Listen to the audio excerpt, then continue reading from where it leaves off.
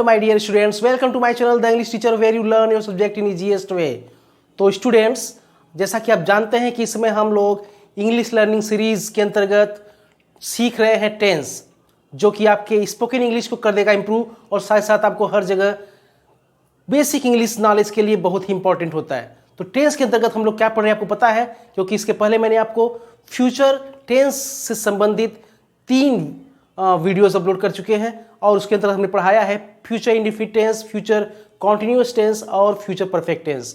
और यह आज का वीडियो जो है यह टेंस का लास्ट वीडियो है जिसे आज आप देख रहे हैं। इसके पहले भी मैंने 8 वीडियोस में प्रेजेंट टेंस के चारों सब टाइप और पास्ट टेंस के चारों सब टाइप कंप्लीट कर लिए हैं और आज यह टेंस का या कह सकते हैं टेंस से संबंधित आखिरी वीडियो है आज का, जिसे आप लोग सीखेंगे कि कैसे हम फ्यूचर टेंस के अंतर्गत फ्यूचर टेंस का चौथा सब टाइप यानी फ्यूचर परफेक्ट कॉन्टिन्यूअस टेंस के सेंटेंसेस को कंस्ट्रक्ट करते हैं या उसको बनाते हैं। तो चलते हैं बोर्ड की तरफ और देखते हैं कि क्या इसके पहचान है और क्या रूल्स हैं जिससे आप आसानी से समझेंगे फ्यूचर परफेक्ट कॉन्टिन्यूअस टेंस को। ओके, तो देखिए बच्चों, future perfect continuous tense, continuous से मतलब यह होता है कि कोई भी कार्य, कोई भी क्रिया वह उस टेंस के अंतर्गत कार्य कर रही होती है, यानी काम का जारी रहना पाया जाता है।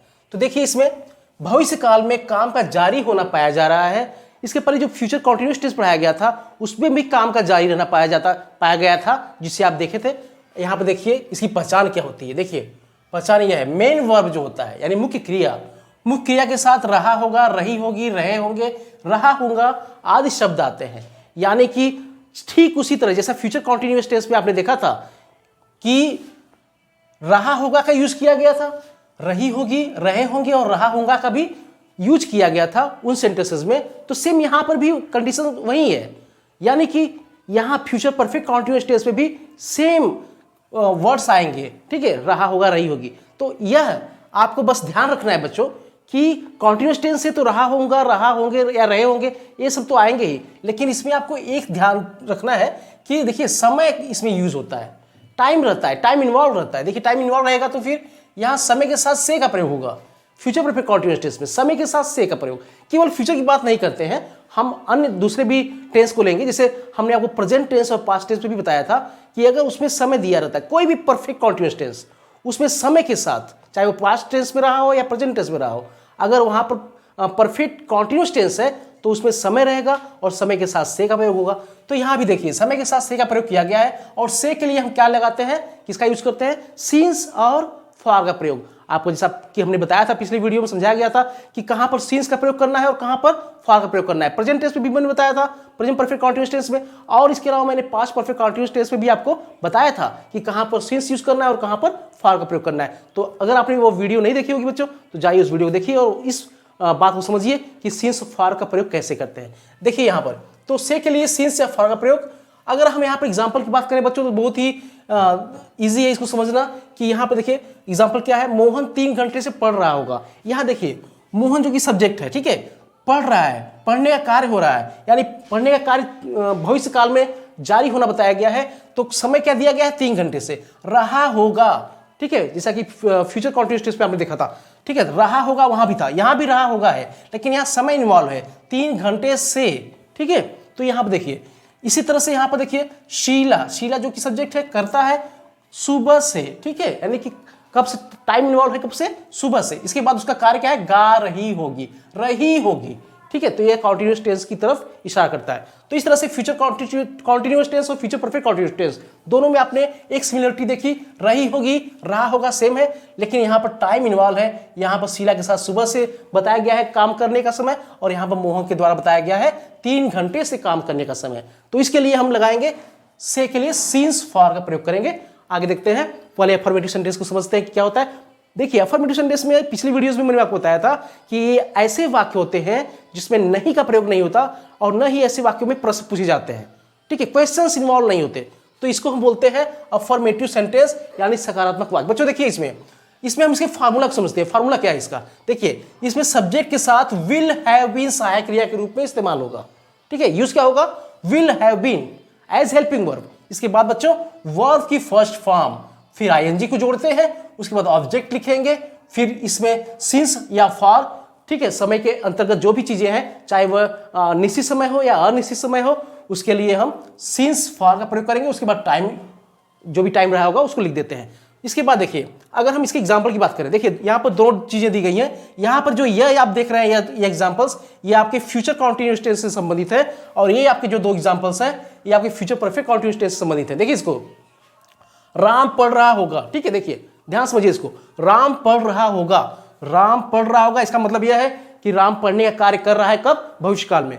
तो इसका मतलब कि अगर हम इसकी बात करें तो यहां पर देखिए रहा होगा, यहां भी है, राम 2 घंटे से पढ़ रहा होगा, यहां भी रहा होगा है, तो यह सिमिलरिटी है। लेकिन यहां पर टाइम इन्वॉल्व नहीं है, यहां पर टाइम इन्वॉल्व नहीं है राम के पढ़ने का, तो यहां पर टाइम इन्वॉल्व है, राम 2 घंटे से पढ़ रहा होगा, ठीक है, इसको समझिए।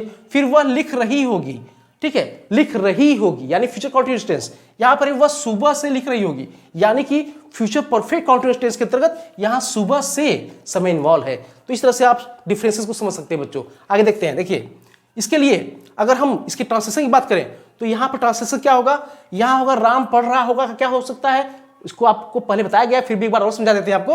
राम पढ़ रहा होगा तो हो जाएगा राम विल बी रीडिंग, ठीक है, और यहां पर राम 2 घंटे से पढ़ रहा होगा, तो इसका क्या हो जाएगा बच्चों, देखिए ध्यान से, राम, यहां देखिए राम विल हैव बीन, देखिए यहां पर राम के साथ सहायक क्रिया will have been, Ram will have been, Ram will have been, verb की फर्स्ट फॉर्म, क्या कार्य है, पढ़ने का, तो रीड लगाएंगे, रीड के साथ आईएनजी जुड़ जाएगा, रीडिंग हो जाएगा बच्चों।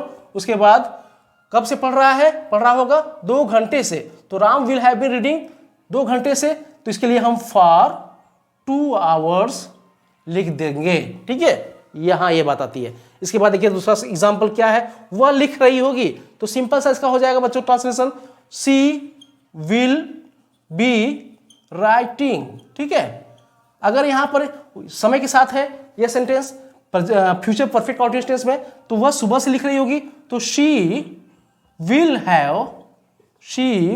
हैव बीन राइटिंग, समय के लिए क्या लगाएंगे, यहां पर देखिए सुबह से है, तो यहां पर सिंस का प्रयोग होगा, she will have been writing since morning, ठीक है, since morning.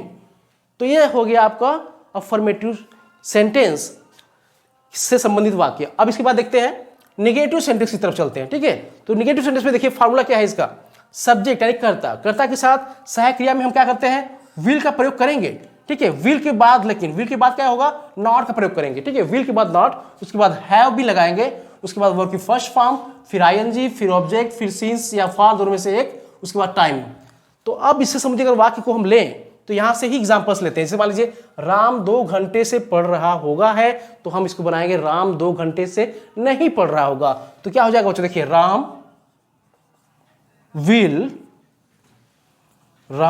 Will not have been reading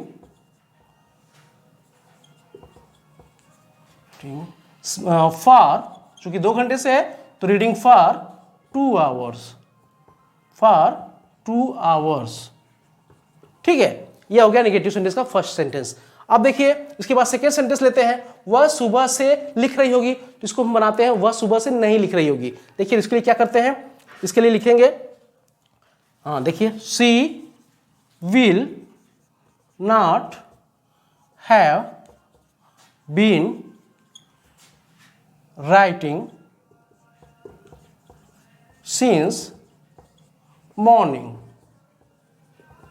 ठीक है, ये हो गया आपका सेंटेंस। तो इस तरह से आप इसको यूज करेंगे फार्मूला के अंतर्गत। इसके बाद आगे के सेंटेंसेस को देखते हैं बच्चों। देखिए अगर हम बात करें इंट्रोगेटिव सेंटेंस की, तो इंट्रोगेटिव सेंटेंसेस में देखिए पहले हम इसकी फार्मूला समझते हैं। अगर WH फैमिली का कोई वर्ड है जो कि वाक्य के बीच में आता है, जैसा कि आपको पिछली वीडियोस में बताया था टेंस से संबंधित वीडियोस में, कि अगर WH टाइप के WH फैमिली के कोई भी वर्ड्स जो कि सेंटेंस के बीचों बीच आते हैं या बीच में आते हैं, तो उनके लिए हम क्या करते हैं, यह पिछले वीडियोस में मैंने आपको समझाया है, लेकिन इसमें भी आपको बता देते हैं। देखिए WH फैमिली के लिए अगर हम ऐसे वर्ड्स आते हैं तो सबसे पहले WH फैमिली के वर्ड्स यानी क्वेश्चन वर्ड्स, उसके बाद बच्चों विल, उसके बाद सब्जेक्ट, उसके बाद अगर नॉट का प्रयोग हुआ है सेंटेंस में तो नॉट लिखेंगे, उसके बाद हैव बीन, उसके बाद वर्ब की फर्स्ट फॉर्म, उसके बाद आईएनजी, उसके बाद ऑब्जेक्ट, फिर सिंस या फॉर, फिर उसके बाद टाइम लिख देंगे।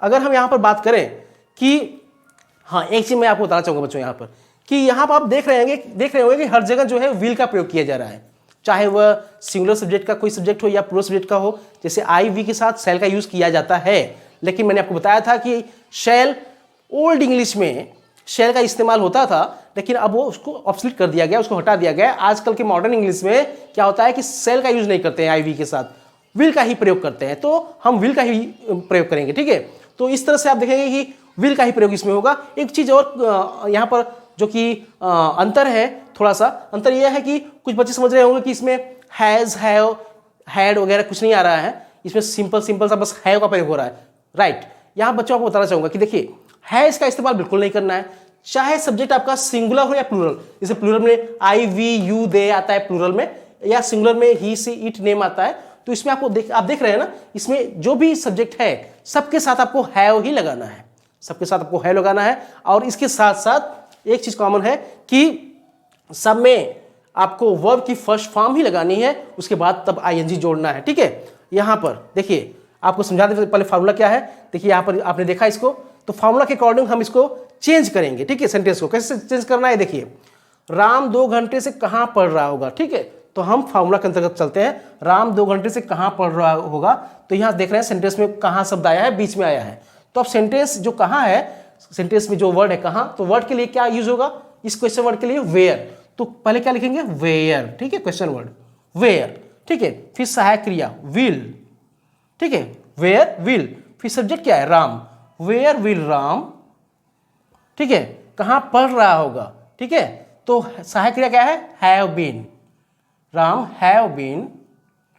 वर्ब क्या है, पढ़ना, तो रीड, इसमें आईएनजी रीडिंग।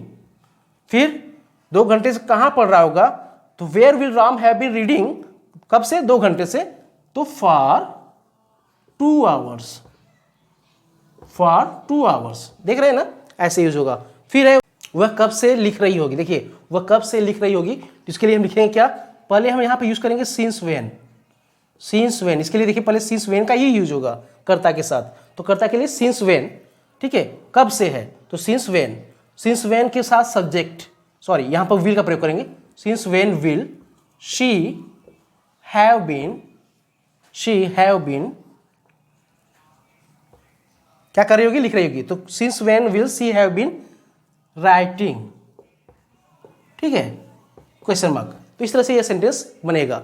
अगर हम बात करें कि सेंटेंस के स्टार्ट में अगर क्या आता है तो क्या कैसे लिखेंगे उसको, तो बच्चों देखिए यहां पर एक एग्जांपल है आपके लिए, क्या वे दोपहर से दौड़ रहे होंगे, क्या वे दोपहर से दौड़ रहे होंगे।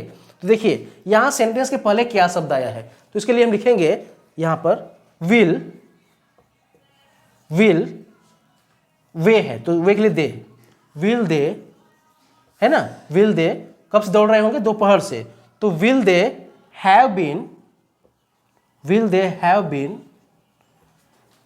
Running since noon, question mark. तो इस तरह से आपने देखा कि यहां पर क्वेश्चन जो है क्या स्टार्ट हुआ था सेंटेंस में, तो उसके लिए हमने सहायक क्रिया विल का इस्तेमाल किया है। उसके बाद सब्जेक्ट आया है अकॉर्डिंग टू द फार्मूला, तो सब्जेक्ट के बाद हमने हैव बीन का इस्तेमाल किया है यहाँ पर। उसके बाद वर्ब की फर्स्ट फॉर्म में आईएनजी जोड़ा है, फिर यहाँ सिंस का प्रयोग होगा, उसके बाद टाइम का भी यूज होगा। तो यह था आपका यह फ्यूचर परफेक्ट कॉन्टिन्यूस टेंस से संबंधित चैप्टर, जिसको हमने आज इसको कंप्लीट किया है। आशा है कि आपको यह वीडियो पूरी तरह समझ में आ चुकी होगी। अगर आपको लगता है कि मैं बहुत फास्ट चल रहा हूं या फिर मैंने बहुत ही फास्टली ढंग से पढ़ाया, तो इसको आप जो है इस बात समझिए कि यह जो नए व्यूअर्स हैं, जो नए लोग देख रहे हैं, उनको ये फास्ट लग रहा होगा, उनको ये ट्रबलसम लग रहा होगा, उनको ये लग रहा होगा कि टफ है, लेकिन ऐसी कोई बात नहीं, बहुत ही ईजी कंसेप्ट है यह फ्यूचर परफेक्ट कॉन्टिन्यूस टेंस का। अगर आप न्यू व्यूअर हैं हमारे चैनल पर तो जाइए और पिछले सारी वीडियोस को देखिए, उसको वॉच करेंगे तो आपको बहुत ही ईजी लगेगा। और जो बच्चे पढ़ रहे हैं पहले से, जो स्टूडेंट्स पहले से इस चैनल के माध्यम से टेंस को सीख रहे हैं, उनके लिए यह बहुत ही ईजी कॉन्सेप्ट है। तो आशा है कि आप इसको समझेंगे और इसके बाद हम कुछ नया लेकर आपके लिए आएंगे जल्द ही। तब तक के लिए अपना ख्याल रखिए। Take care, bye bye.